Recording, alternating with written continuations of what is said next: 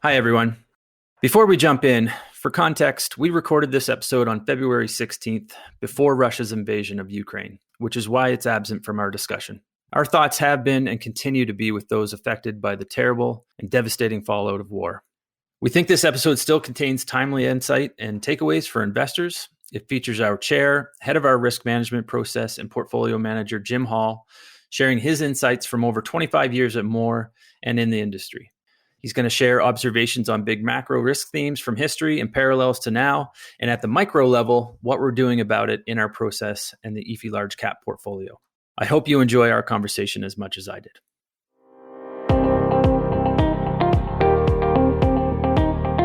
Hello, everyone. I'm your host, Andrew Johnson, and welcome to The Art of Boring, the podcast where we dive deeper into Mawer's investment philosophy and thinking in order to make you, our listeners, more informed investors. Ultimately, we hope to connect you with the people at Mawer who find excitement in be boring, make money. This podcast is for informational purposes only. Information relating to investment approaches or individual investments should not be construed as advice or endorsement. Any views expressed in this podcast are based upon the information available at the time and are subject to change.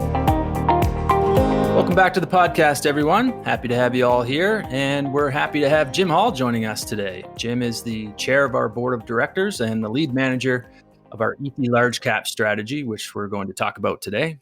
In past episodes, we've talked with Jim's co-manager, David Reagan, as well as Stanislav Lopata, who's an analyst that works alongside Jim and David. So today, Jim, it's your turn. And in fact, this is the first time you're joining on the podcast. So a big first time welcome to you. Thanks, Andrew. Took you a while to rope me in, but here I am. Let's go.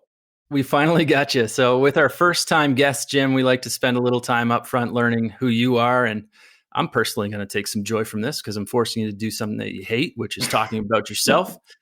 Normally, this is pretty straightforward. In your case, it's your 25th year with the firm. So I'm going to give you a couple extra few minutes than I normally allow to take us through your history with the firm. It has been a while. As a matter of fact, I had to look up some of these details on our own website last night. I don't remember. It's been a long journey. So I joined the firm in 1997. I guess things start there as an analyst, focused primarily on Canadian equities. I became lead manager on our large cap Canadian equity fund in December 1999, which probably wasn't the best time. It was right in the middle of the tech bubble. Late 90s, early 2000s, so a bit of a trial by fire. Managed to survive the trial, stayed as lead manager of Canadian equities until 2018, and transitioned to co-manager with Vijay Viswanathan as lead. So I was on that portfolio for 20 years. So that was basically a big part of my base work here. Did a few other things during that time. In 2004, I was made, we called it director of research at the time, but effectively chief investment officer. Stayed on as chief investment officer also to 2018. I was named chairman of the board in 2008. I'm still in that role, so that's been 14 years. I was the co-manager of our global equity fund with Paul Miraz from its inception in 2009 until 2020. I was the co-manager of our international equity fund from 2010 to 2016. I've been the head of our investment risk process since 2019. And I was named co-manager of our Efe large cap in 2021 and lead manager as of January 1st, 2022. There's a lot there on the resume, I guess. It's been 25 years of really good experience, and now I have a lot of breadth to bring to the table. Yeah, I lost track of all of the roles there halfway through your explanation, but Don't blame I think me. the main story here, when I think about it, 25 years with one firm is certainly not unheard of, but I don't believe it would be anywhere near the norm. So can you speak to a little bit about what's enabled you or allowed for that with you and Mawer? The first thing that jumps to mind is just passion for the work. I just really, really like doing this. I have for a long time. I started trading securities, matter of fact, bond options when I was 13 years old. I've been in one way, shape, or form around the investment business since then. I've always just been super passionate about it, the learning that it entails, the work you have to put in, the success you can have. challenges you have to face, all those things are just really meaningful and important for me. And so I just continue to enjoy doing them.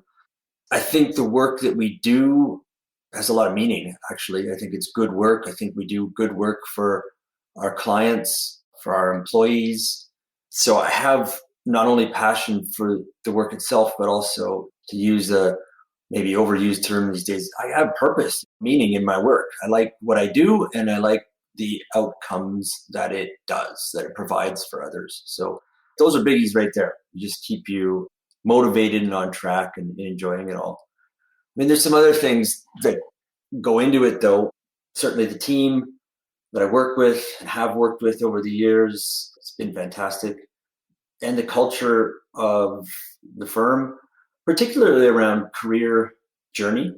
We have a very good philosophy there, allows people to try different roles and shift roles, to progress through a career as I have, so starting off an analyst and all the way to CIO and managing a couple of lead flagship funds. The interesting thing is our career philosophy has also allowed me to shift back from those roles, to step back and do other things when either I needed to do that or the firm needed me to do that, and embrace that. So, as I mentioned, at one point I was chief investment officer, chairman of the board, managing 2 flagship funds. And then last year, my title was analyst. That's a pretty rare thing in any business, to be able to kind of move right up to the top of the chain, if you will, and then take a few steps, what might look from the outside back or over, but no harm done, and then we carry on at a later date. So that's been great. I think the final thing I'll mention is, in this, as I said, I've been around the investment business a very long time. And in fact, my father was a stockbroker, so I've seen how this industry works from all angles. And it is rare for somebody to last 25 years in the business. Doesn't mean it doesn't happen. It's rare because it's a chew them up and spit them out kind of business. Very stressful, or can be. You're only as good as your last trade sort of mentality. It's very difficult. There's a lot of pressure. You're dealing with a lot of uncertainty. It's people's money that's very important to them, or their careers, and the pressure is extraordinary. So it does burn people out or cause them to flame out entirely. I think one of the reasons that I've been able to survive all of that comes back to our investment philosophy and process. It's very reliable. It's steady. It takes a lot of the emotion out of it, takes a lot of the pressure off. I mean, I get asked that question all the time. How can you handle the pressure of all these things, all these decisions to make? And my answer is always, I rely on the process. The process works, and it takes a lot of the stress out of it. So I think it's all those things, Andrew. It's my own personal just passion and desire, what I want to do with my life. It's the fact that what I am doing, I think adds value. Others might dispute that, but I think it adds value to individuals and organizations, so that has meaning to me. I think I work with a great team in a great firm with a fabulous culture. And I think we have a process that keeps me and everybody else from taking on the emotion that could come with this tremendous responsibility, and carry on for, it's been 25 years. I don't know. I feel like I've got another 25 in me. So we'll see. We'll keep tabs. That list might be longer when we get you back on in the 25-year anniversary of your first podcast episode. We're going to come back to some topics that will be centered around the investment process. I'm sure the career journey that you mentioned and our focus as a firm around that sort of thing, I've certainly personally benefited from it. You mentioned your different roles at various times, and the fact that you've come back to a role that you've played previously for the firm. On that note, what's changed for you in the last few years that allowed you to kind of jump back at an opportunity to become a portfolio manager? Yeah, the big one is bandwidth, just time, my own time to be able to do this. So just to step back a little bit, the last 2 years, 2 and a bit, the firm basically, we were in a transition period starting in 2018 and really ramping up in 2019, moving from what I've characterized as a professional firm to an enterprise. And that transition from professional to enterprise is required a lot of hands-on time from me as chairman. So from 2019 and 2020, I just needed to spend, the firm needed me to spend quite a bit of time there. So I didn't have the bandwidth to be a lead manager on our portfolio. So that's why in 2018, gave up some of those roles, notably CIO, lead manager on Canadian equities, and so on. What's happened since then, though, and what brings me to enabling me to do this now is as part of that transition to an enterprise grade firm is we created an executive committee and a management committee to run the day-to-day operations of the firm, to execute strategy, to do all those things that we wanted them to do. And over the last 2 and a bit years, they've demonstrated an excellent ability to carry on all those things. And basically, they don't need me overlooking them or telling them what to do. Not that I was doing that, but as the better they've got at their jobs, the more time it's enabled me to do other things. So I've got the bandwidth now.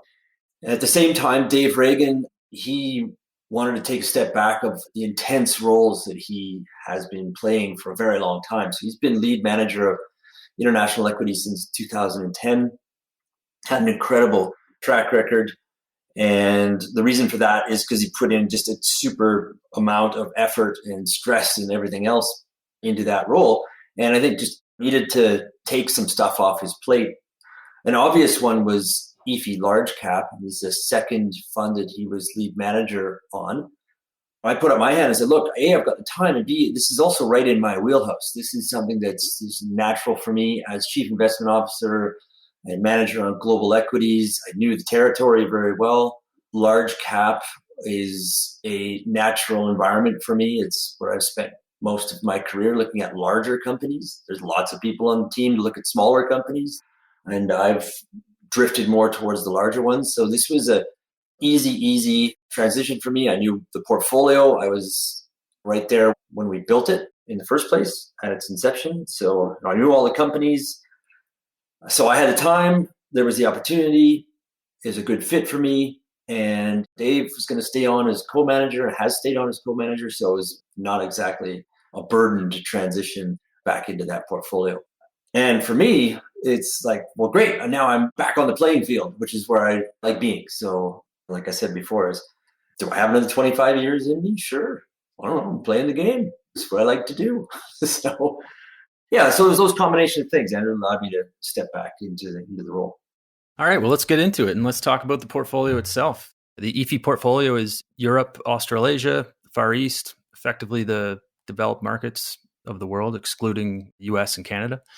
So at any given time, some or all of this investment universe is going to be exposed to the major macroeconomic conditions of the world. The two things that clients are currently most curious about in terms of portfolio impacts are inflation and interest rates. It's a question that comes up in every single meeting that I've been part of for several months at this point.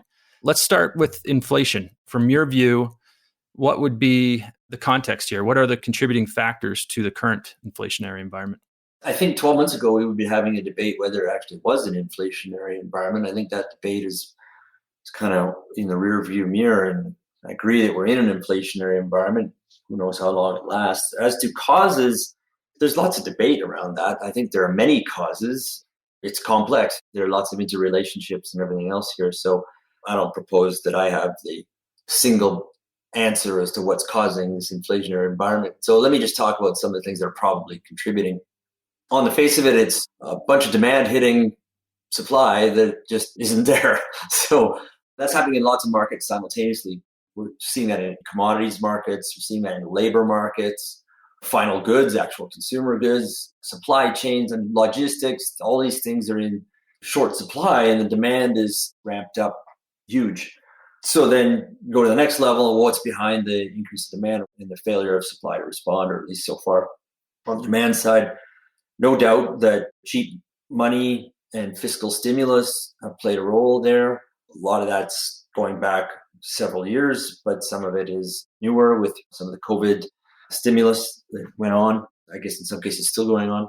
That definitely was an impact on demand. Speaking of COVID, I think it had an impact on supply. You take a bunch of labor out of the workforce, just making them stay home, and that's going to make it difficult to produce things and ship them and so on. So, I mean, just right there, you've got a couple of good, I think, pushes towards higher prices. There's some other things that are longer term in nature, I think. The supply side was definitely hurt by COVID, but that shock there was no resilience to it because we'd stretched out supply lines very, very long and very thin globally, just in time inventory. While it makes a lot of sense from an efficiency point of view, does expose you to a lack of resiliency when a shock hits. So I think that's part of it, as well as some of these longer term themes, global supply chains, just in time inventory, those sorts of things. While fine in a normal situation, not so fine when there's a shock.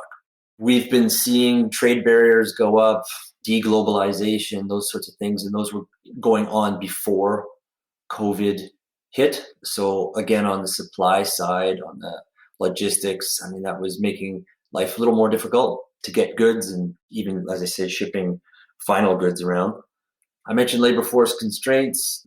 That's probably more short term, although we've been seeing unemployment tick down and down and down and down over the years. So I don't know if we reached some critical level during COVID or if it was already being hit before that. I don't know, in terms of just labor quitting the market or just not there. I think there's been a lack of investment for a while in things like infrastructure, fixed assets, raw material supply, just the basic CapEx has been low for a while. A whole bunch of people have a whole bunch of different reasons why that is, but I'll just leave it at it's been on the low side and not keeping up. So again, that's probably okay in normal circumstances, but when you get a shock, whether that's a demand shock or a supply shock, and you've got underinvestment in stuff that takes years to invest in, then you're kind of stuck for a while. So those are some of the things that I think is contributing to it. I mean, ultimately, it all boils down to the classic, too much money chasing too few goods. That's a pat answer, but it's still correct. You got to look down and behind that, what's pushing things. I don't know for sure, but those are some of the things that come to mind when I think about it.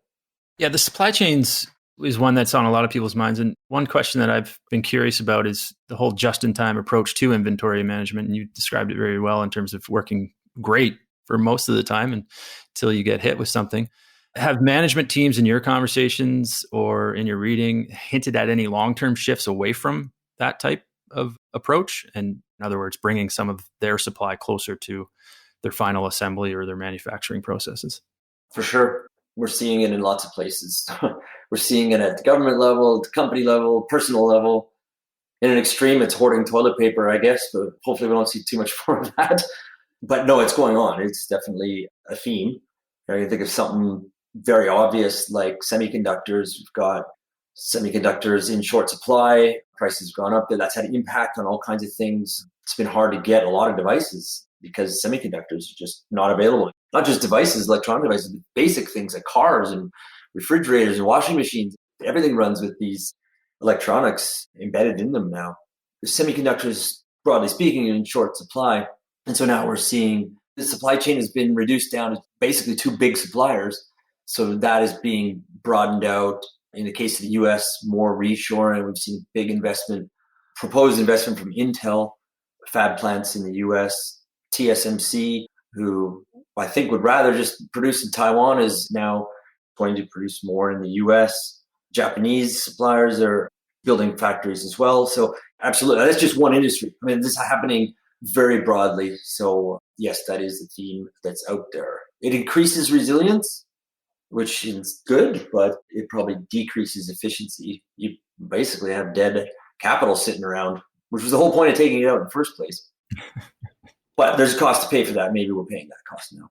You've seen a lot of things in your actual real career. I know that you take lessons from history very seriously too. Are there any parallels that you can draw from in the past that are comparable to today? Yeah, absolutely. I think it's wise for everyone to study history because these things do happen over and over and over again. There's nothing new under the sun in the world of economics either. So have I seen it before? Sure. Like I'm back to Roman times or earlier. These are cycles, both short-term and long-term, that have been around for centuries. I don't want to overplay this, but a more recent one than Roman history would be, it does kind of remind me of the late 60s, early 70s. In the last 12 months, I've more than once referred to the economic environment as that 70s show. And again, I don't want to overplay that and say that, well, this is what's past as prologue or anything like that. But there are some parallels there that I note, and that may, who knows what comes next. But things like In the 60s, we had the Great Society program, so massive fiscal stimulus program, kind of a Great Reset type of program. Maybe that's a politically incorrect term, but I'll use it for now. It was called the Great Society. Whether or not I should be calling something Great Reset is open for debate these days, I think. Nevertheless, a program like that to address, I think, legitimate ills in society then and now, requiring lots of government involvement, lots of spending, and so on. That's one.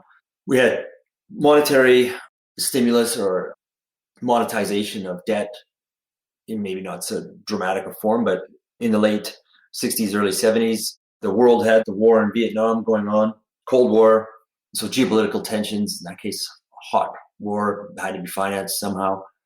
Cultural tension, counterculture, protests, anti-war protests, really difficult political times. We had riots around Democratic National Convention, for example, in the US.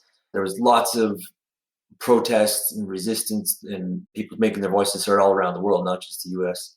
I think it's fair to say had some, at least, politicization of the Fed. I think many people would say we had a lot of politicization of the Fed. So the Fed not really reacting in a timely manner to inflationary pressures that we're building. You had the nifty 50 stocks, a narrow part of the market, really leading things, very, very high multiples, very high valuations. So, I mean, it's not a stretch to see those parallels between then and now. I think it is a stretch to say what happened then is going to happen next year. We're going to have a 50% correction in the markets and runaway inflation and a lost decade type of thing. But, you do have to keep those scenarios in mind when thinking and looking forward. It's a really good segue into the follow-up question that I would have, which is one of the questions that our clients often ask, and I know we certainly ask it of ourselves here at Mawer, is, so what? What does it mean for companies and stocks? And the next question there would be, what can we do about it, or what are we doing?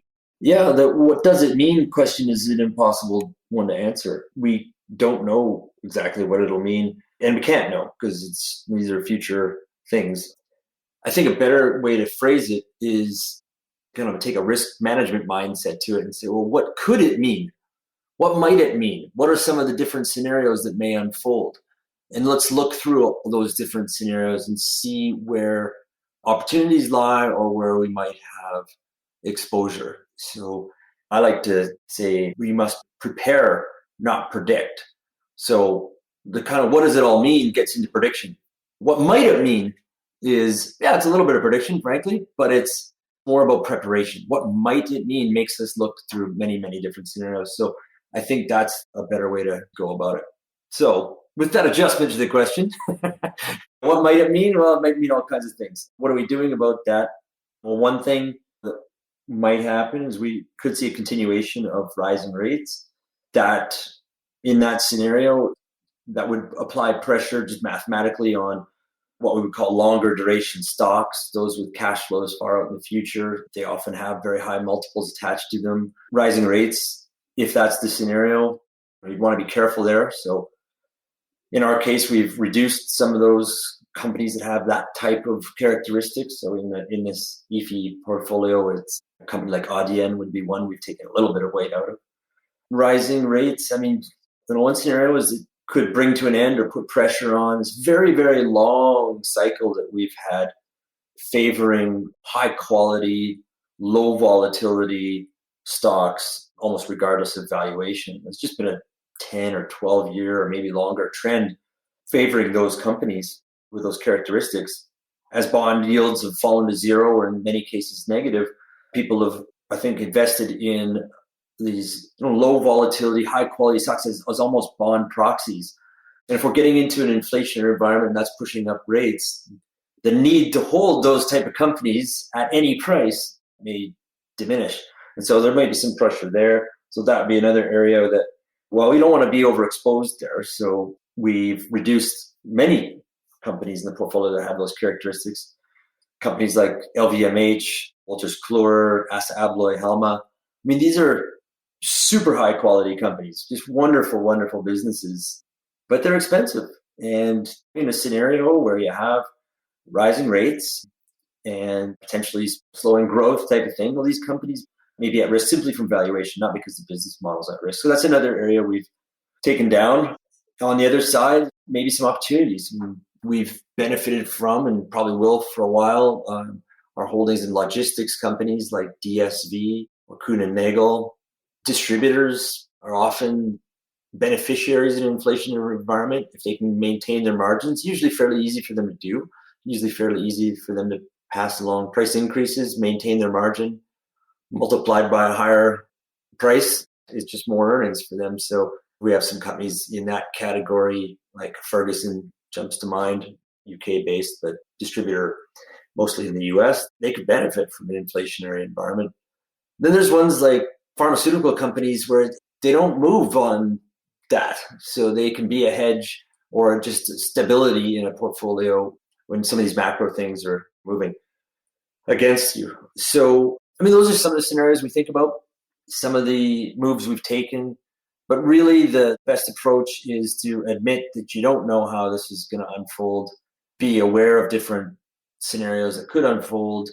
Check your exposure. Think about mitigation to those downsides while maintaining exposure to upside or opportunity. So essentially, is diversify your portfolio. This is where it all boils back down to is in the face of uncertainty, best strategy is to diversify, but not blindly. Diversify among those companies that can create wealth where management teams know what they're doing. And obviously where you think you're getting value for what you're buying. Simple rules always seem to work, and they have worked and probably continue to work even in this environment. All right. Well, you've given a bit of a spoiler alert to what your answer is going to be on the next macroeconomic topic, but inflation is very much intertwined with the other topic that is on a lot of minds, and that's interest rates. You've already touched on it briefly as something to be aware of. I think the broader context here is that we have been in a declining interest rate environment since the early 80s, effectively my entire life. There have been shorter periods of rising rates during that time, but the general trend being a decline. There's a lot of talk out there that it appears we could be moving in the other direction, and you gave some good reasons for why that may be, at least in the near term. Rather than a specific question, I'll just give you a general one. Is that a good, bad, or a neutral thing, and why? Well, I think at this stage in the game, rising interest rates are a good thing. I'll probably get some hate mail for that, and deservedly so. If you're a borrower, you don't want to see them go up. Got a mortgage, you don't want to see them go up. How is that a good thing? At the micro level, it's often not a great thing, but at the macro level or the aggregate level, I think at this point, it's probably a good thing. And what makes me say that is capital needs to have a price in order to be efficiently allocated. And the price has gone to zero, effectively. And so you have misallocation, you have likely misallocation of capital. A simple example, most obvious one that jumps to my head is housing. I mean, you take the cost of a mortgage, let's say, to near zero, cost of money to near zero, and people invest in houses. In many cases, that makes sense, but in a lot of cases, it doesn't. It's an unproductive asset. And residential real estate, yes, it has some payoff. It's better than sleeping in a tent. You're going to be more productive if you sleep in a house than outside, but it's limited. So taking the nation's wealth and plowing it into unproductive assets, I don't think is a great way to run an economy. I mean, that's essentially what I've called the Easter Island economics. Is you take all your wealth and you stuff it into statues that look out over the ocean. I mean, you're bound to fail. There's no production in that. And that is a consequence of not pricing capital. It's like, well, it just goes anywhere where the momentum is favorable. And there's been a lot of that going on. So I think raising rates, although you probably don't want to do it through government fiat, you'd rather have the market do it. But I think if the government got out of the way, the market would take it up. But anyway, I think that rising rates is ultimately a good thing because we need to put a price on capital in order to steer it to where it's most productive. Again, I'll ask the so what question. What are the considerations as a portfolio manager and a team, the whole research team, with the prospect of rising rates? If it continues, that's a big if. But let's just say we're in a scenario where it continues on or even just stays at this level, where there's pockets of exposure. So I mentioned some long duration assets, high multiple stocks with all the value and all the cash flows way out in the future. Those mathematically will come down in value. So from a strictly technical point of view, or I should say fundamental point of view, as interest rates go up, as discount rates go up, the value of assets of cash flow stream goes down. And be very careful with your exposures there. I mentioned some places where rising rates can have a benefit. I mentioned distributors. There's also companies that call them financial float type companies. They make money on the roll down on the curve or on the carry of just sitting on cash sort of thing. There are examples of those. Banks, insurers, as long as rates don't rise too fast, or as long as we don't see an inversion in the yield curve where short rates are higher than long rates for a sustained period of time. I mean, business is a lot better for a bank when you're earning money on your loans than when you're not. And it's obviously the spread that matters, but some of these companies can do well. So I mentioned banks, insurers, other ones we own, stock exchanges. So we own on the banking side a couple, one in Europe, Handelsbank, one in Asia, DBS Bank based in Singapore, stock exchange like Deutsche Börse or Japan Exchange. We own those. Those types of companies can actually do well in rising rate environments. As I say, as long as it's not an extreme rate rise. So there are places where you're going to be careful and places where it might be an opportunity. The way to manage portfolio through that uncertainty, I think, is to maintain a diversified balance among all of them, subject to minimum quality constraints these companies actually generate wealth. All right. Well, thanks for that, Jim. I want to shift gears a little bit as we come to the end. And we've launched this strategy. I think you mentioned it. It's mid part of 2020, kind of early part of the pandemic. 2021 is now in the rearview mirror. So that was a whole different market. What are your observations about how the portfolio itself and the team in general have handled the last couple of years? Let's start with the portfolio. If you throw enough money at the system, asset prices go up. So I guess that's been enjoyable. We had incredible returns last year, even the year before, and the year before that. It's hard not to like that. More recently, that's been challenged. Markets have come off pretty sharply in 50, 60% corrections in some areas. That's not been as much fun. But I think what's important in both cases, the up and the down, and this is how I really evaluate the team's performance, is did we keep emotion out of it? Did we keep calm, stick to the process, not lose sight of what's important? And the answer to that is unequivocal yes. So that's how I'd sum it up. Is how do I feel about how we've done? I feel great. We've stuck to the process. We haven't got emotional on the ups or the downs. We've carried on with a process that's worked over 40 years. And I think that's an excellent result so far. And the performance didn't hurt either.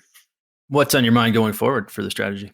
Well, I think it's just carrying on with that theme. I think what's most important for the strategy and all of our strategies is just sticking to that process. It's all about sticking to that process, that discipline. We can't start thinking that somehow we're going to outsmart everybody else in the market and we're going to predict better consistently how things are going to unfold, whether that's 12 months or 12 years. We need to stick to that. That's on my mind. So that's always what we're doing, is getting back to that, making sure we're on that. I think that'll be just fine. I think all kinds of things are going to happen. There's far more things that I can think of happening that are going to actually happen. It's going to be tough. It's always tough. It's an uncertain and volatile world out there, and stocks reflect that. I think that's going to continue. And the way through that is this process, the discipline philosophy that we have, the team that we have, the consistent execution of that process. If we do that, then all those things that I worry about, be that higher rates or inflation or geopolitical events, whether that's war here or war there or another, heaven forbid, pandemic, these sorts of things, like they are going to be there. So I really shouldn't worry about them. They'll come on there. They'll come for sure. What I do have to make sure is that we're sticking to our plan as we roll through those. Yeah, it's an important point. You mentioned Halma earlier, and that's a stock that we've held for almost 15 years. And a handful or more times it's been down significantly, its stock price. And fundamentally, either something very minor or nothing at all has changed. And those were chances where if you gave up on the process and the philosophy, you might be inclined to leave that stock out of the portfolio. And I think our clients have been paid to wait through those periods, rely on the quality assessment, and you look at the long-term stock chart of a company like that, and the quality has paid over time. Agreed. Jim, just before I let you go, we just had an episode covering the postmortem process of 2021 that you and the research team go through, which is where the team reflects on what you've learned in the past year or even beyond a year. Just wanted to open that up to you. And like I said, don't feel restricted to the last year. what have been some of the most important learnings that you've had throughout your career or your time at Mawer? Well, that's a really long list, Andrew. I'll give you three. The first is this concept of irreducible uncertainty. We just don't know what's coming next, and there's no way to know. And that's a really hard thing for hyper type A overachieving personalities to accept. It's like, there's no way for you to know. It doesn't matter how much work you do, how much effort you put in, you can't know what's going to happen next. And coming to terms with that is actually, I think, one of the most important things you can learn as a portfolio manager or an analyst, somebody investing other people's money. Because it moves the question from what do you think is going to happen next to how do you prepare given that you can't possibly know what's going to happen next? That's a much better question. And it's one that when I was in my 20s, I certainly didn't want to entertain. I was like, well, no, I have to do enough work at this and I will get the answer and I will win. It's like, no, you won't. You will never win. So what do you do in the face of that irreducible uncertainty? That's where it becomes about looking at the world probabilistically, about preparing, not predicting, looking at multiple scenarios, being aware what your exposures are in those scenarios, what your contingency plans are, how you can mitigate some of those risks while remaining exposed to upside opportunities. It's basically learning lessons that probably everybody has to learn and have learned over thousands of years, that you've got to be diversified. Not just blindly diversified, as I said before, diversified among good assets. But yeah, that's the game plan, is accept the uncertainty. And then this is how you can accept it and still add value in the face of irreducible uncertainty. So irreducible uncertainty would be number one. Number two is the biggest risk in investing is us. People, emotion are the biggest risk in investing. We talk ourselves into all kinds of dumb decisions based on gut feel, intuition, all these things, all these behavioral errors that we are susceptible to, we make all the time. And so the biggest risk is us. The antidote is process, is sticking to a process, is discipline. So that's why I said earlier that the main thing that I think about going forward, what are the prospects for EAFE, is like, well, it'll be fine as long as we stick to the process. Because if we do, then we will find those companies that fit the bill in terms of creating wealth, excellent management teams, where valuation makes sense. And we will take emotion out of it as much as we can, and we will have a much higher probability of success. Second one is the biggest risk is us. And the solution is process. And the final one, I just don't think this one gets enough airplay, so I'll say it here, is be positive. Be positive. We worry about everything all the time. We're wired to do that, especially as the analytical type that I am. I've got to remember, we all need to remember, I think, to be positive. Have faith in people. Have faith in the system. Free enterprise works. There are bad people out there, but not all people are bad. The system in aggregate produces very good results. And yes, there are some things that have to be regulated and monitored, but really left to its own devices within reason, produces very good results. Have faith in the system overall, and more importantly, have faith in people. Be positive. That'd be my number one learning, although I presented it as number three here. It's one I want to leave you with. Be positive. I can't think of a better way to end it, Jim. You packed a lot into a short amount of time and wrapped it up with a great learning. So thanks for doing this, Jim. Hopefully it was enough fun that you come back at some point down the road. Whether that's 25 years from now remains to be seen. But thanks again for joining us. Thanks for having me, Andrew. Hey everyone, Andrew here again. To subscribe to the Art of Boring podcast, go to mawer.com. That's mawer.com/podcast or wherever you download your podcasts. If you enjoyed this episode, leave a review on iTunes, which will help more people discover the Be Boring, Make Money philosophy. Thanks for listening.